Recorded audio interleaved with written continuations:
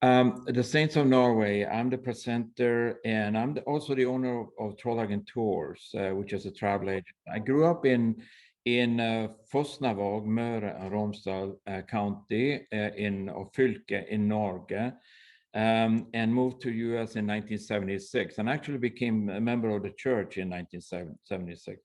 My travel agent is known for organizing a custom group, family, couple, individual tours to Scandinavian countries like Norway.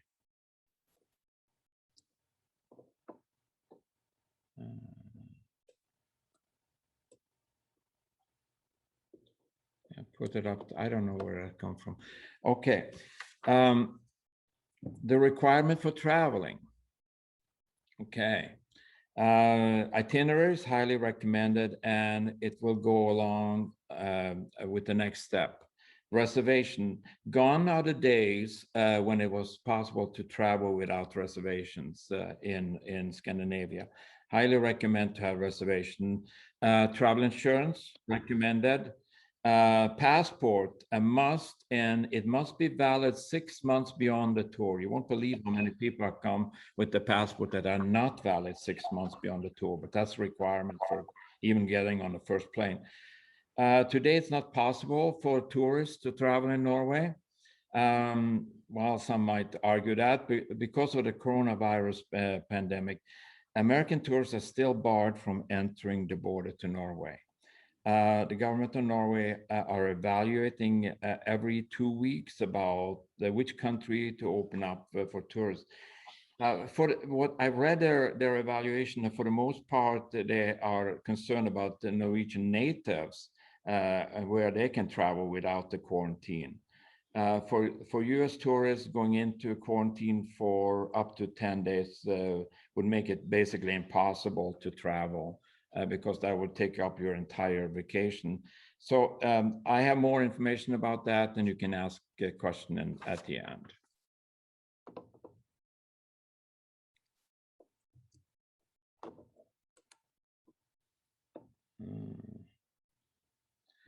So this is the map of Norway.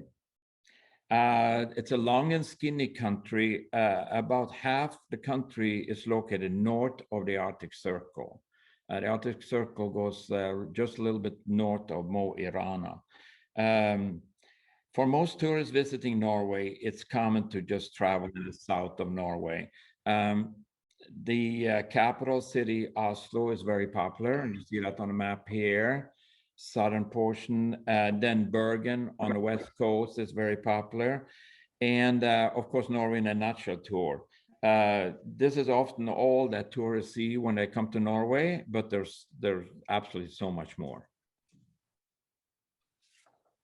Okay, traveling to Norway, the best way to travel is by air, even though it is possible to travel by boat, but it would take a long time.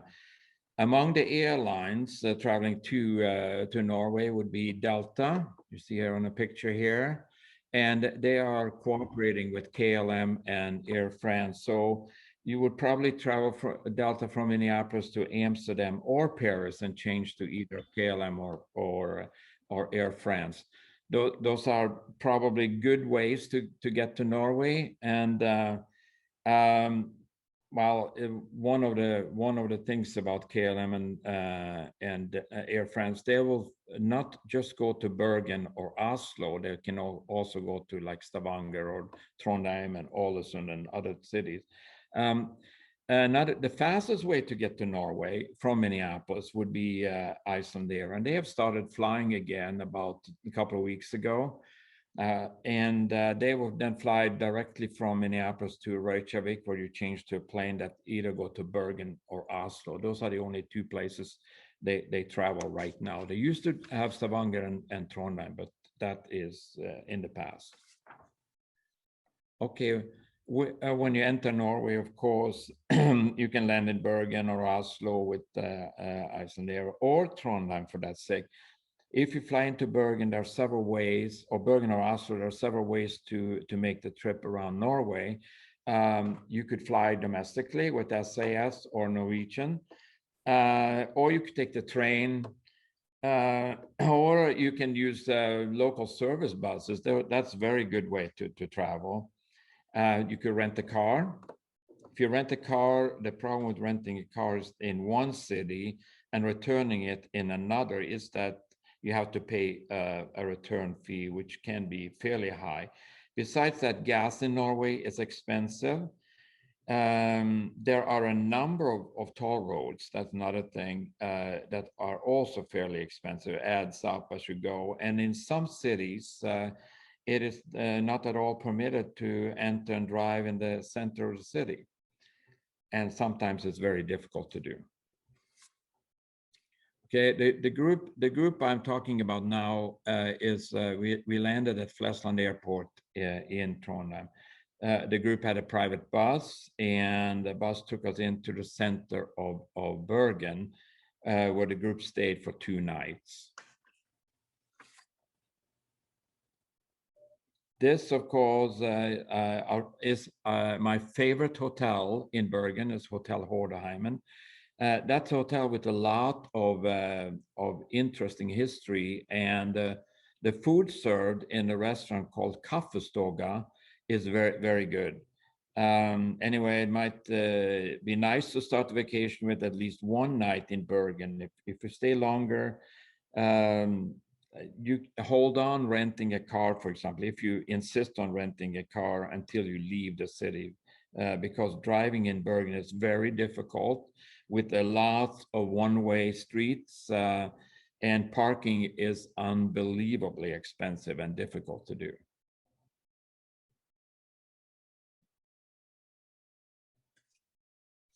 So that this is just the intro to the presentation.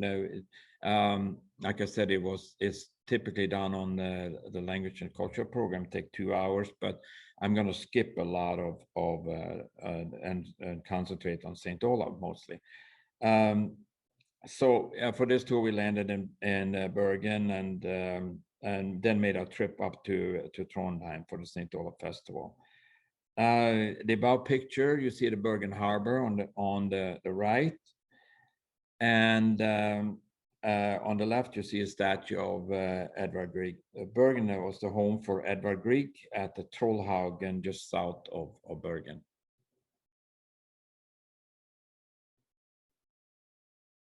Okay.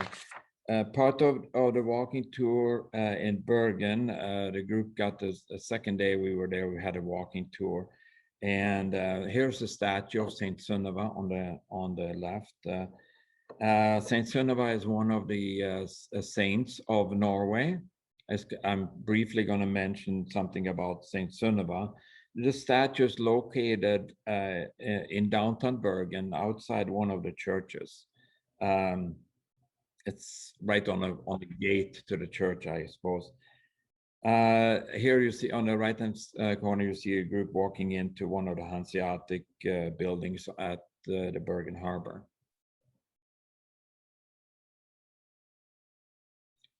Okay.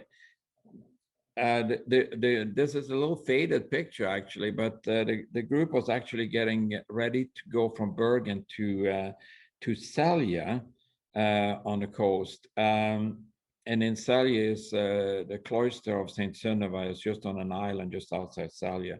So we used one of the catamarans, Nordlede catamarans, very fast boat, and the trip takes about 4 hours from Bergen to Selja.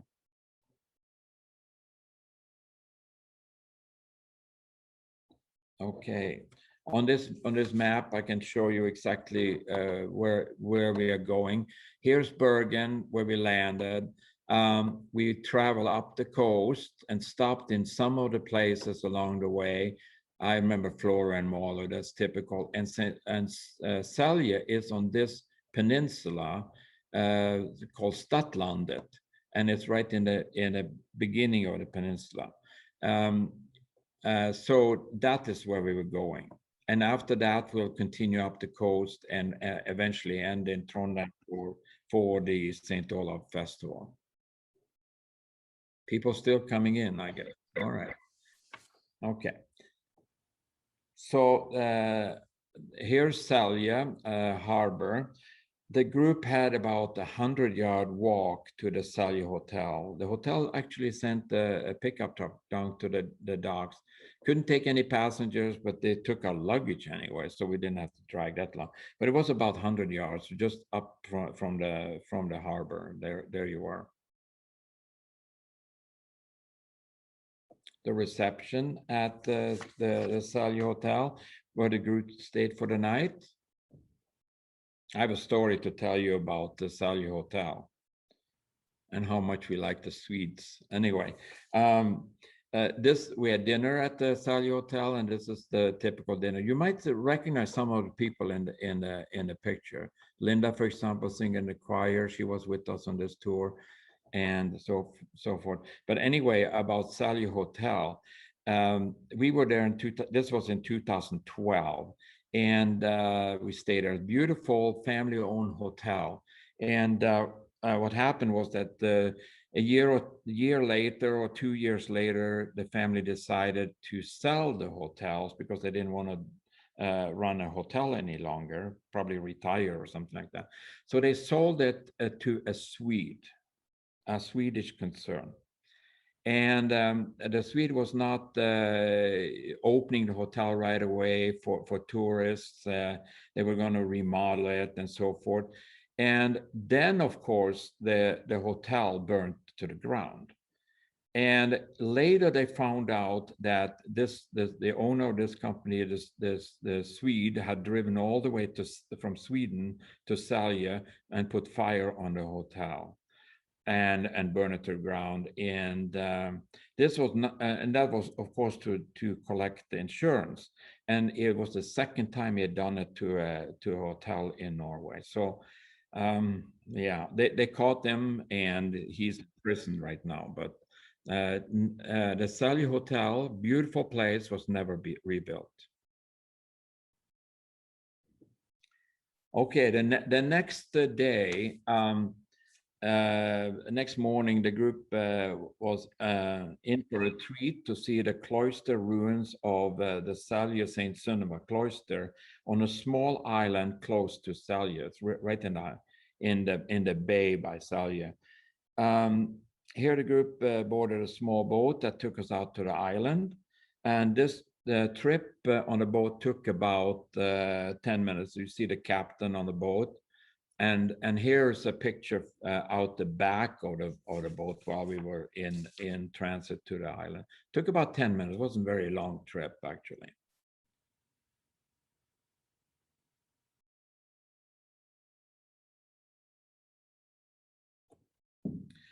Okay. Arriving at the island of Salya, or just outside Salya, to get a guided tour of the Salya Saint Sunniva cloister ruins. Saint Sunniva actually was a Irish princess that was trying to escape a forced marriage in Ireland, and she and her entourage came to Salya, and I believe the cloister there, after she became a saint, of course, was actually put up by Saint Olaf. He was founding the cloister. Now it's only ruins left of the cloister, but Saint Sunniva is one of the 3 saints of Norway, actually. My claim to fame is that, I had my DNA tested, and I'm 25% Irish. Growing up in Norway, can you believe that? Anyway, my grandmother came from Salya, and it is a possibility that back in 1,000 years ago, when Sunniva and her entourage came to Salya, my mother my grandmother might have been a descendant from the Saint Sunniva entourage, possibly, or the Vikings, of course. Could be either one, but there you are. So there, this is then the Saint Sunniva cloister ruin. One thing is standing. That tower is still standing, but otherwise it's walls mostly. And before Saint Sunniva became a saint, she was hiding in a cave that's up the hill a little bit, and that is where her remains were found, all in perfect condition, of course, many years later. And that's when she became a saint. Saint Cinema, the cloister had a chart. I don't think there's any word in English on this. It's all in Norwegian, of course, but it's posted right by the cloister.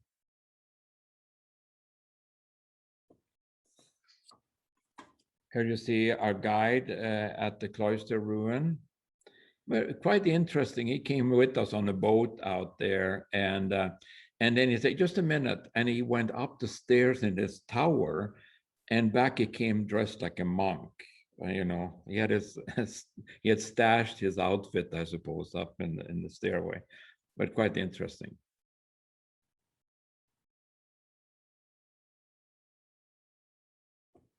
Okay. On the grounds by the cloister ruin is the Fountain of Youth. Okay. It was said on this plaque, I think that was said something about this fountain. If you go to the fountain and kneel down and drink out of your right hand, you feel so much younger. And of course, you look so much younger right away. So that is me drinking out of the Fountain of Youth.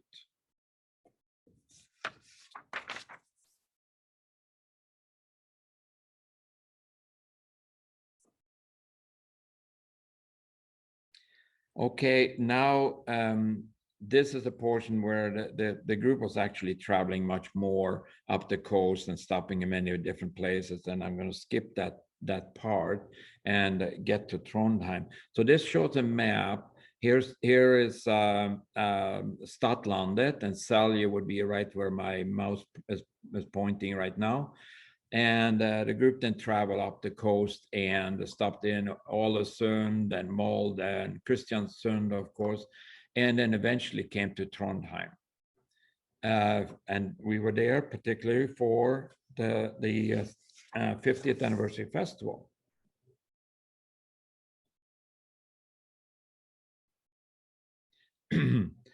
So in Trondheim, the group stayed at a hotel called Bakeriet. It's right in the downtown area of Trondheim. It's a very nice 3-star hotel. The reason it's called Hotel Bakeriet is that it used to be a bakery at one point in time, and it's been converted into a hotel. I have stayed there a number of times with groups, actually, so it's, I highly recommend Bakeriet.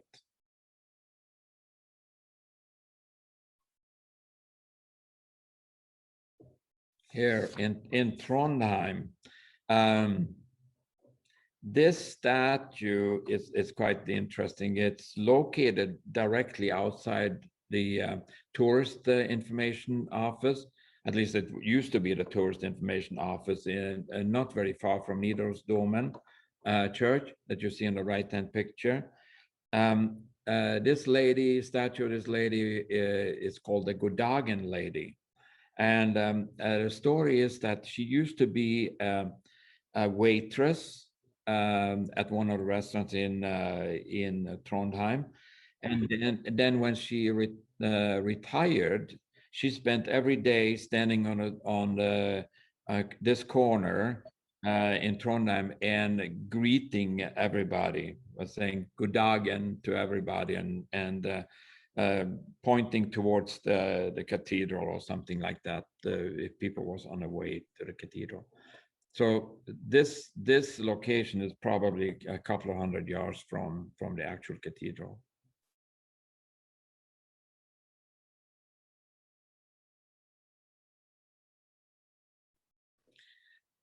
Okay. Also here, you have a different view of, from the downtown area. On the right-hand side, there is a statue, and on the pedestal, and most people think that, assume it's Saint Olav on this statue, but it's actually really not. It's Olav Haraldsson. Olav Tryggvason. I mean, Olav Tryggvason, who was the founder of Trondheim in about 1000, I don't know, a little bit after year 1000. And Olav Haraldsson, that later became Saint Olav, he was the second Olav of Norway. So here you see that statue. This is right in the center of Trondheim. Also, right outside the Nidaros Cathedral, there is this marker that shows point 0 on the Pilgrim Road from other places in Norway.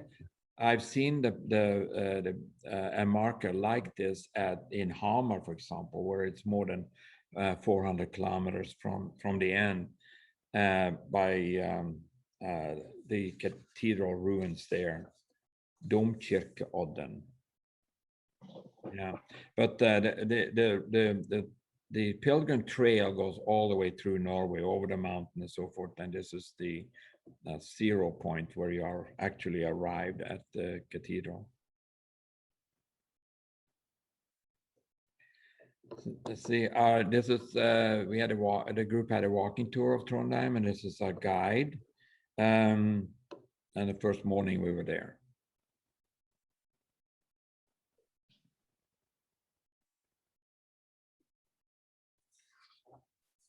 This is quite an interesting spot. It's the outside Stiftsgården, which is often used as a royal residence when the king and queen of Norway come to visit Trondheim.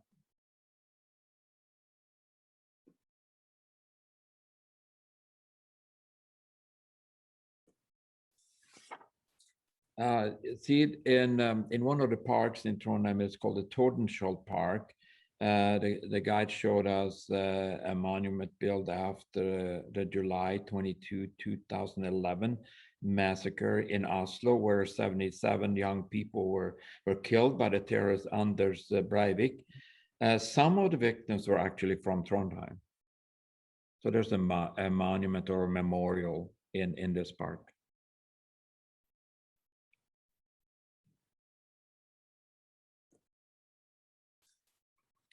So at the Nidarosdomen, the group had a guided tour inside the cathedral. It was not permitted to take pictures. So here's the cathedral. My wife and I are standing by it, and there's some interesting ornaments on the roof and walls. This is just one of them.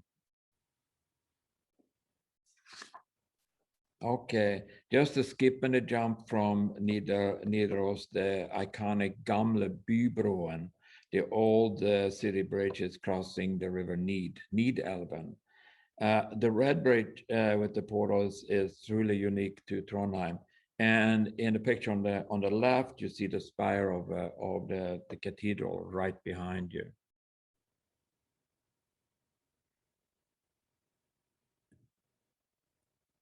Here is Nidelven stille og vakker du er.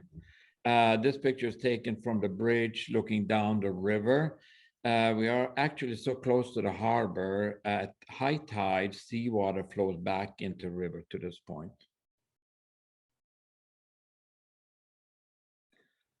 This is quite interesting, actually.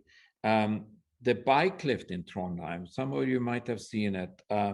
A Trump bicycle lift was invented and installed in 1993 by Jarle Van Wyk. It's the first and only bicycle lift in the world.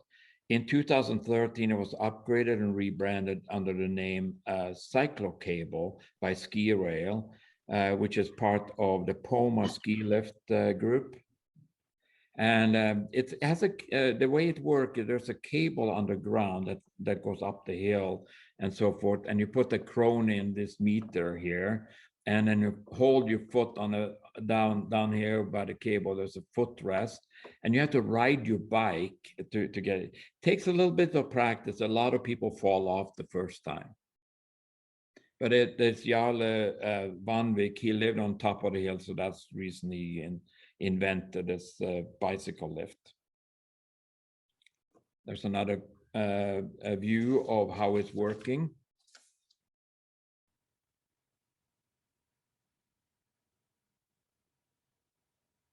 I got a video. All ready for it?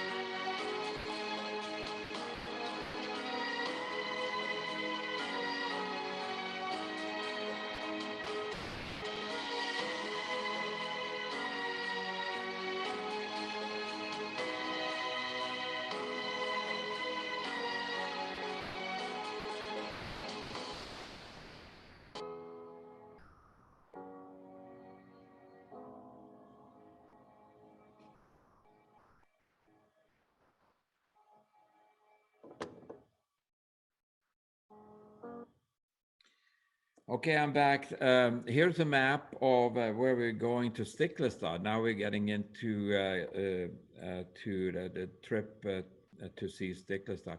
Here's Trondheim, and we travel by E6, which is a main road in Norway, past the Stjørdal, where Ovanes Airport, the international airport is, and continue up past Levanger to Verdalsøra, and Stiklestad is really close to Verdalsøra.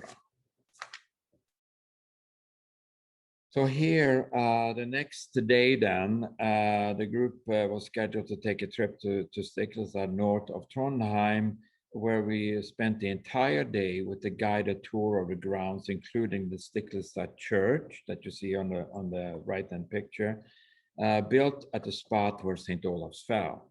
In the evening, we took in the reenactment play of the Battle of Stiklestad. There's also an interpretive center, Stiklestad. You see that here, with the museum and artifacts from and about St. Olaf's time. One of the travelers on our trip told me that his background was from Levanger, which is just before we came to Stiklestad. We took a tour of Levanger for picture opportunities. This is going through Levanger.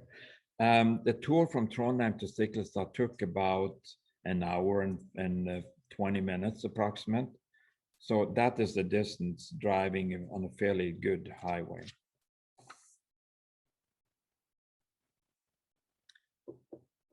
Our guide at Stiklestad, we met with our guide that took us around to different parts of the site. There's a church built on the spot of St. Olaf. So this is the group meeting the guide then. Here are several pictures from a guide taking us to the church. Inside the church, I'm pointing at this painting. I'm thinking that is St. Olaf, possibly after he was slain. I don't know.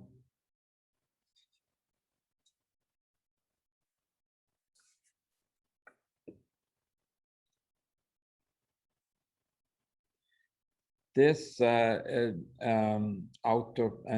playground. I think there was an outdoor play, and I think it was a romantic comedy. The girls always wanted the boy. You see that in the right, and that was the ending of the play. Actually, this was part of the play. And then the Viking village had games for the kids. And I have to say that this would have not gone well in the US. There was sort of a reenactment of the Battle of Stiklestad, where the leader of the playtime lined up kids from the audience and gave them wooden swords to fight with. I mean, somebody could get hurt. They were not sharp swords, but I don't think that would have gone too good in this country. But there you are.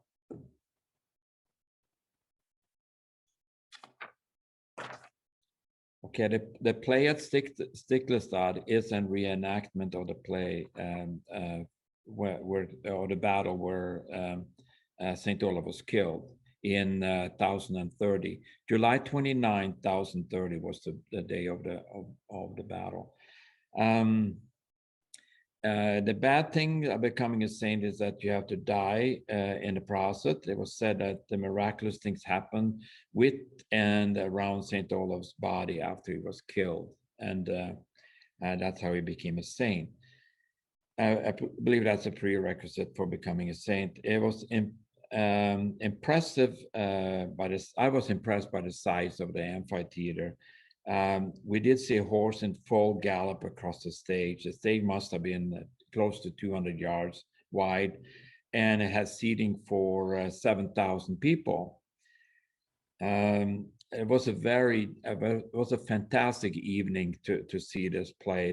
The clear sky, no rain. That was very nice. At the beginning of the play, you see here on the left-hand picture, there was a full choir and orchestra, and they came marching in, and then went into the pit by the stage. And here's on this left-hand picture, there's a statue of Saint Olaf on a horse. This is some of the group participants or group travelers in the other pictures.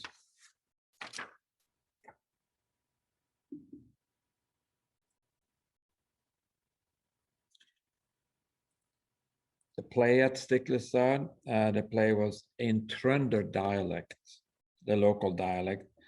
There was a 2-page synopsis of the play in English in the center of the program.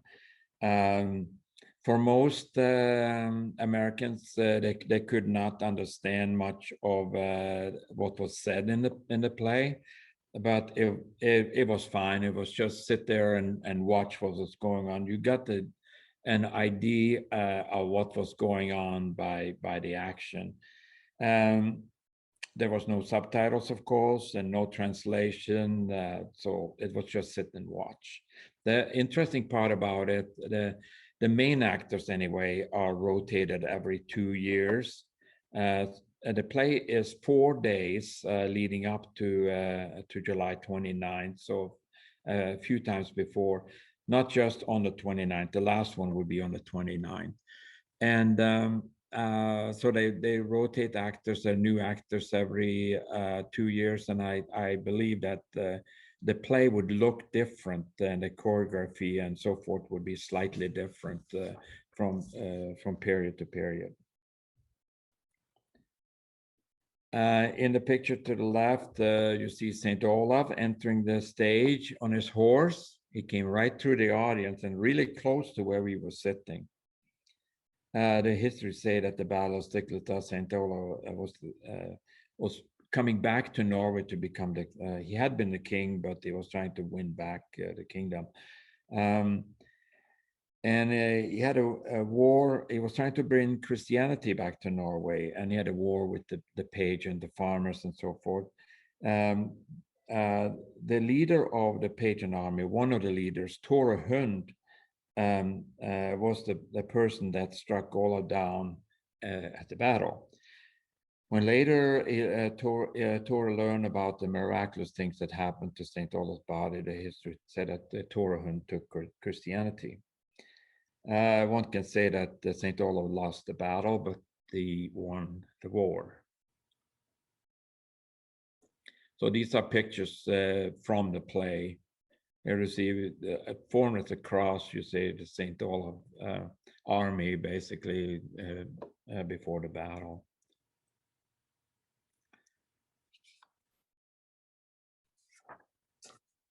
Another picture from the play. And that is a picture of Saint Olaf on his horse, part of the play.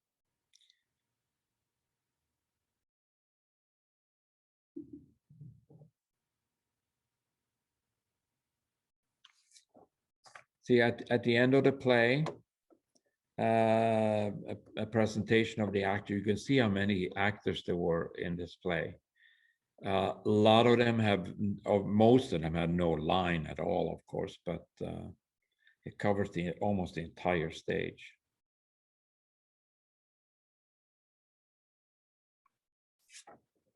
And I got a video about the play. There you go.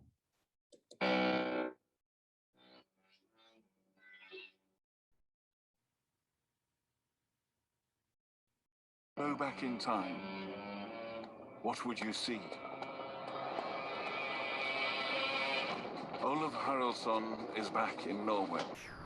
He has returned to reclaim his throne, but he is not welcome. A great army of chieftains and farmers have gathered to meet him. One of its leaders is Tore the Hound. The scene is set for the great battle of Stiklestad. The battle commences, and it will change Norway forever. Olaf receives 2 wounds, leans against a rock, throws away his weapons and prays to God for help. Tore the Hound kills him. The king dies at Stiklestad. After the battle, Tore is said to have laid Olaf's body down and covered it with cloth. According to the sagas, something miraculous then occurred. A wound on Tore brushed against Olaf's blood, and the wound healed. This is one of many miracles attributed to Olaf after his death, and he was later declared a saint. Almost 1,000 years later, people still flock to Stiklestad to see the place where it all happened.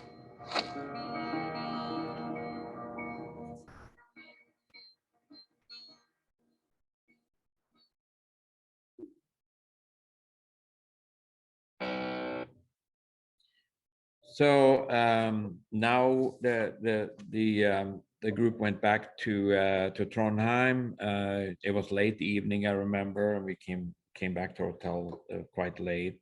An hour and 20-minute bus ride from after the play. So Stiklestad up here by Værdalsøra and Trondheim there on the map. So the next day, it was the 50th anniversary, beginning of the 50th anniversary of the St. Olaf Festival in July 2012. On the opening day, there was a parade up the main street in Trondheim. The parade ended at the Nidarosdomen Cathedral with a service and then celebration with speeches by dignitary. I remember Bishop West Norway. I believe her name is Helga Haugland Byfugli, and she spoke at the opening.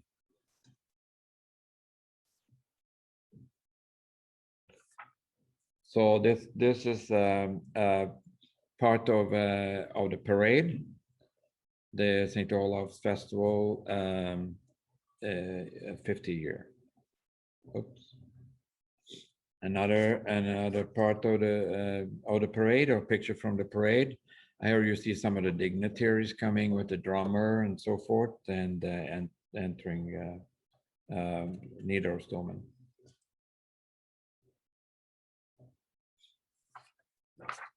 I don't know what this was. Some people in armor on horseback. Maybe it was a queen for the festival. I don't know what the significance of this particular person was.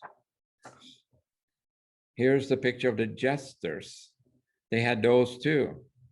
And you'll see a little bit later what those guys were doing. They were in the parade. I think they were Swedes, actually. I'm not sure. So this is do I say the name right? Helga Haugland Byfuglien. She visited Minnekirken in 2011, I believe, or was it 12, when Pastor Sundt was the pastor at Minnekirken. She had an opening speech at the festival.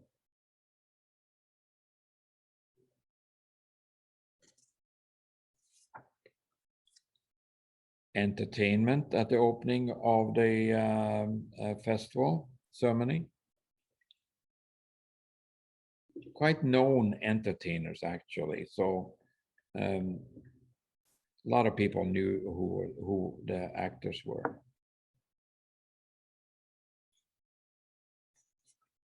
So after the opening, we got a little bit lunch at the cathedral grounds. There's a cafe there where you can have some soup. In this picture, perhaps some of you know, the late Lloyd Svensby was often at the Tuesday open house, actually, and he was one of the group travelers. He was sitting with me having a soup right by the Nidarosdomen.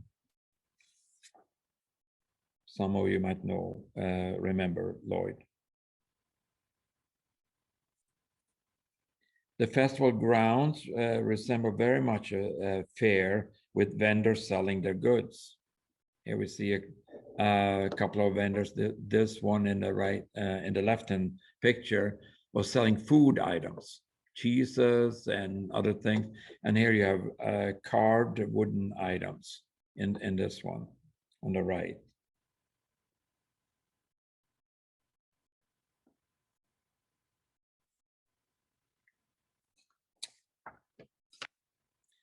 Some of the jesters had a show on the grounds.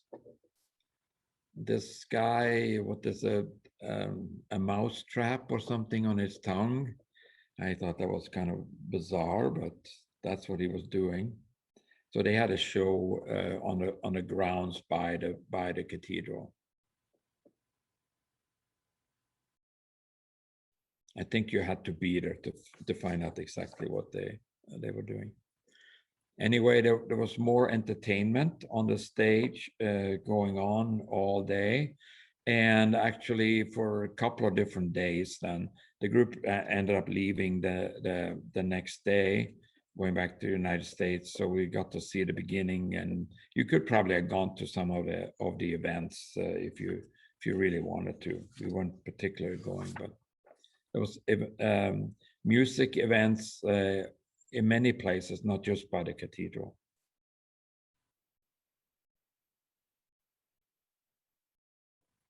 Okay, some Minnekirken members that we just ran into at the festival. They were not part of our group.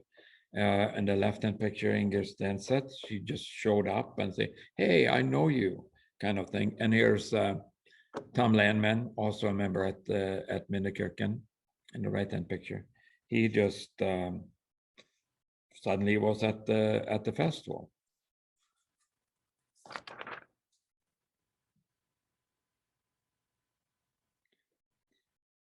This was quite interesting. We were watching as they were doing it. They placed a wreath at the saint who was honored or whose day it was at Nidarosdomen. And this is Saint Olaf, of course, getting a wreath, and a guy in a crane and went up and put the wreath on. And this on the right-hand side, it was a very strange statue on a cart being paraded through the streets by the cathedral. I believe I heard some Spanish shouting by the people that pulled the cart. Were these people then part of a pilgrimage or something like that, and they pulled this cart and statue the whole pilgrim road? I'm not sure, but it was quite an interesting occurrence.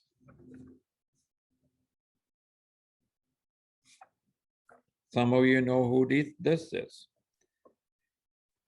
We went to the festival service at the cathedral, and I was sitting down with the group, and 2 rows ahead of us, there comes somebody we knew.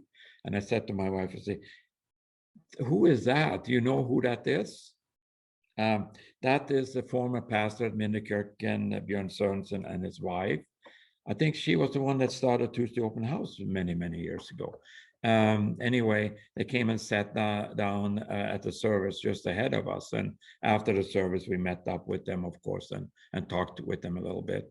Pastor Sørensen was pastor at Minnekirken until, I remember it, 1998, approximate, before Gunnar Christiansen came the first time.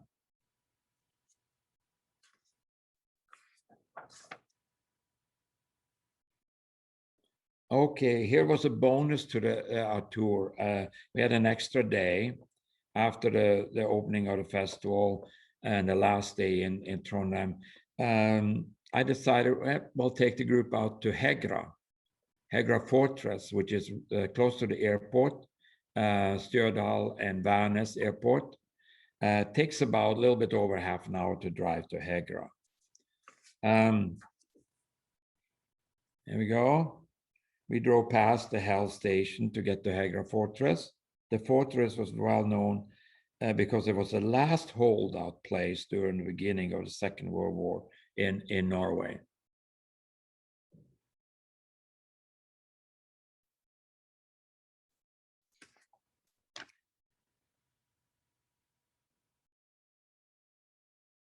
See, very narrow road and difficult road from the center of Hegra to the fortress. The turnoff to Hegra is the main off the main road. It's close to the Hell Station by the Værnes airport.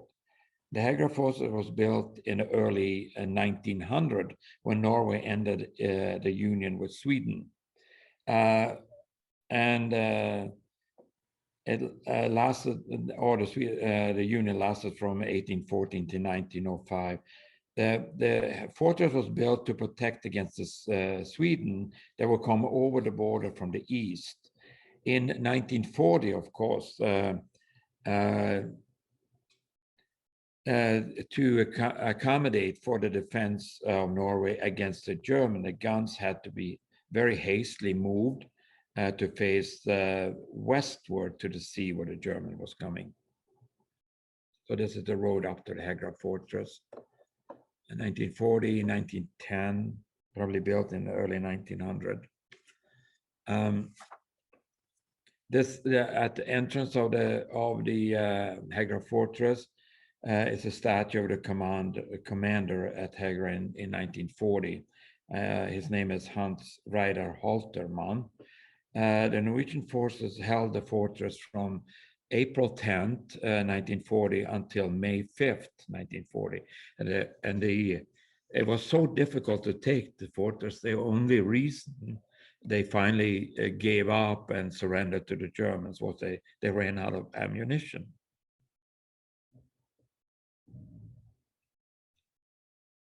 Here is some view from inside the fortress. I would say it was not easy living conditions.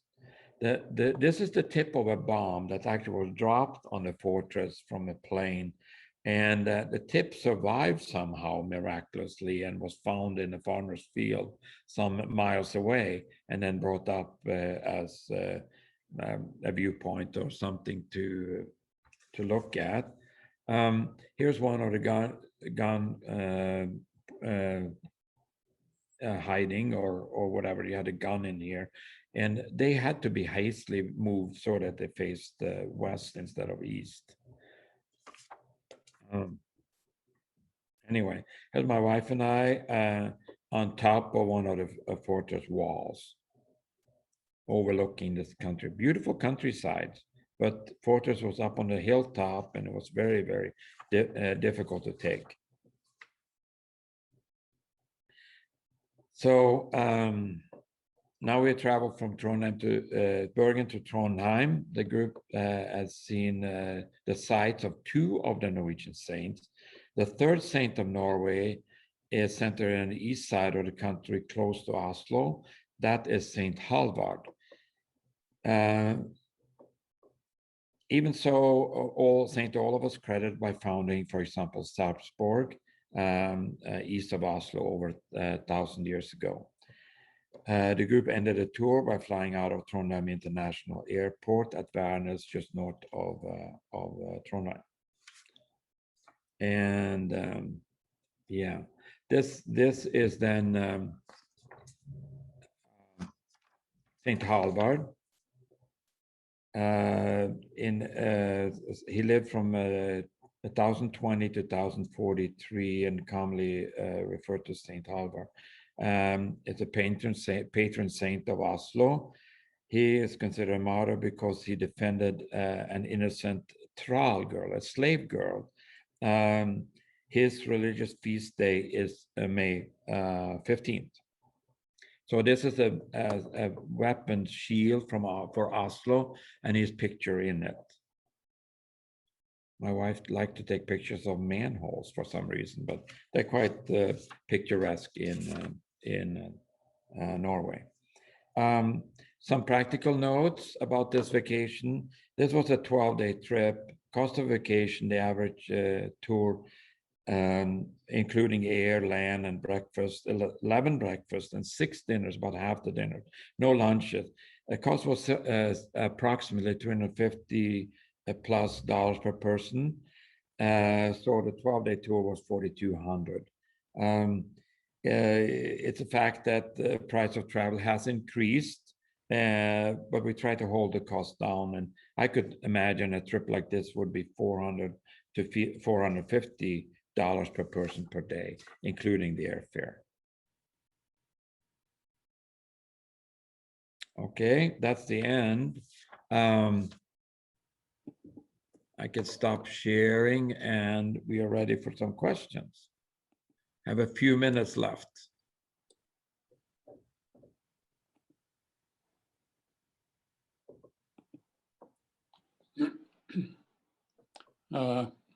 This is Dick Lundgren. I've got a few questions.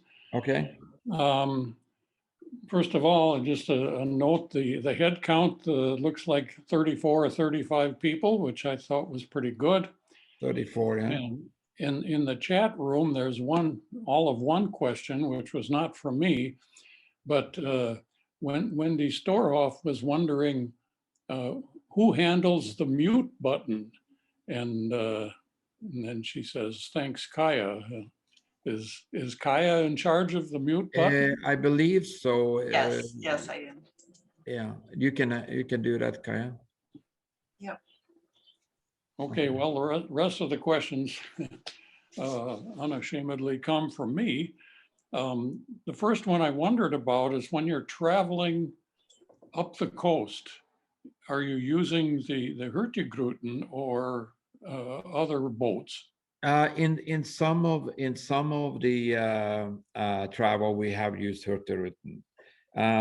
For example, Trolley Tour has a 2022 organized tour from Hurtigruten, and that is actually from Bergen all the way to Kirkenes and ending in Trondheim.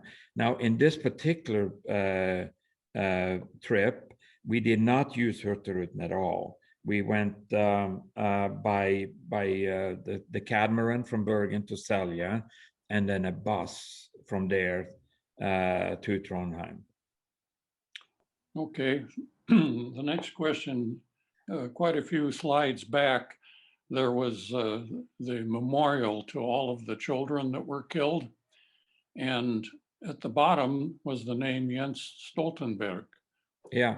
He's well known within NATO circles, but why is his name there? Did he sponsor it or? Well, Jens Stoltenberg was the prime minister of Norway at the time, and the attack was probably is part of the Labour Party. So he was the prime minister at the time of the attack. Yeah, that certainly makes sense.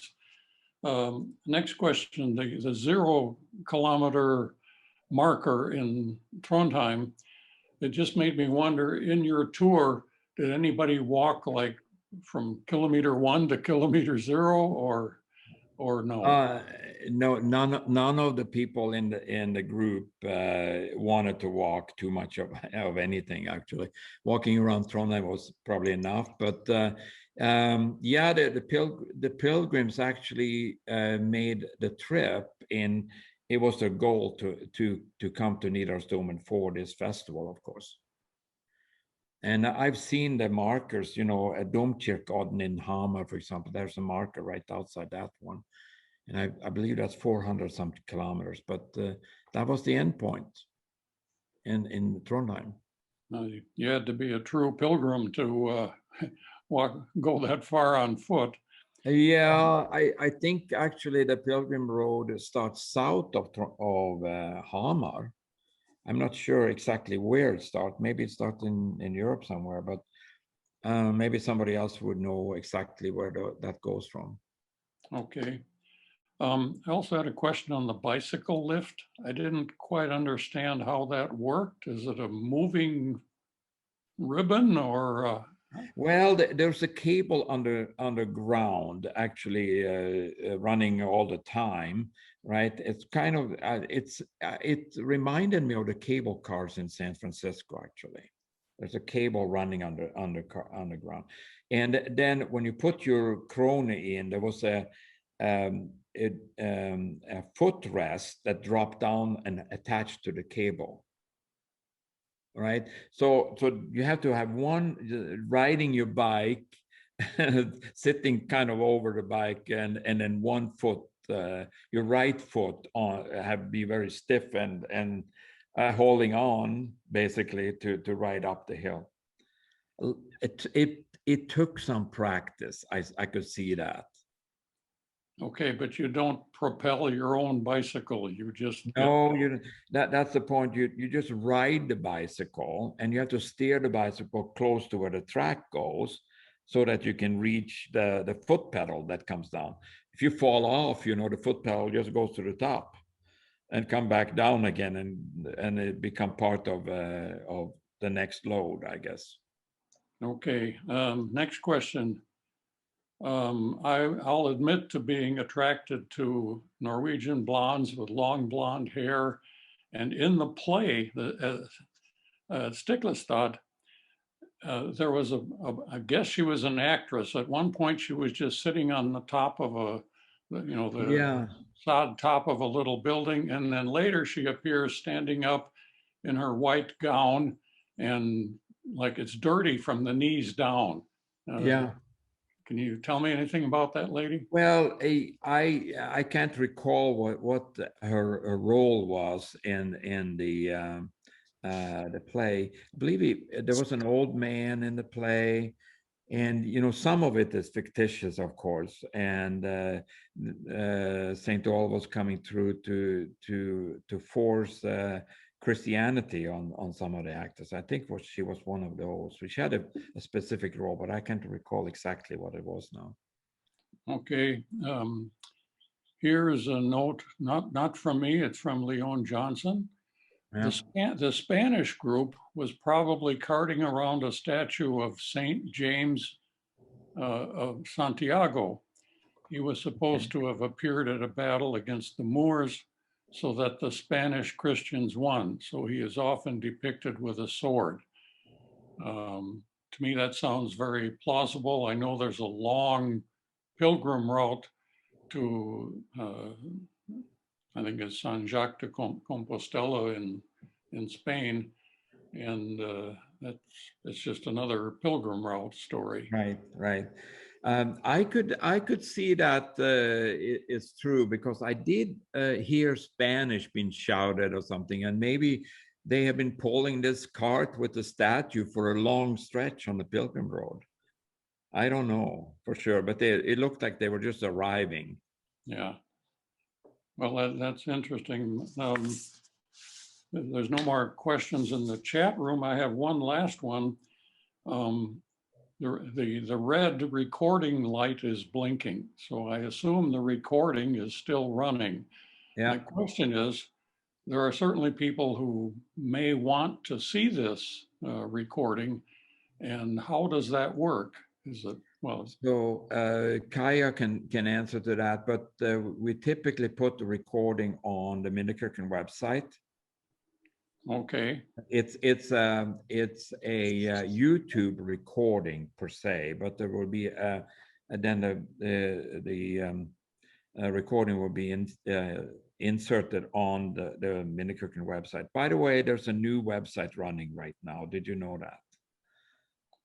Some of you might know that, but on the Tuesday open house, there are several recordings that you can find on the website right now. okay. There's no more in the chat room, and I don't have any more questions. So for my part, I'll say thank you very much and turn it over to the pastor. Okay.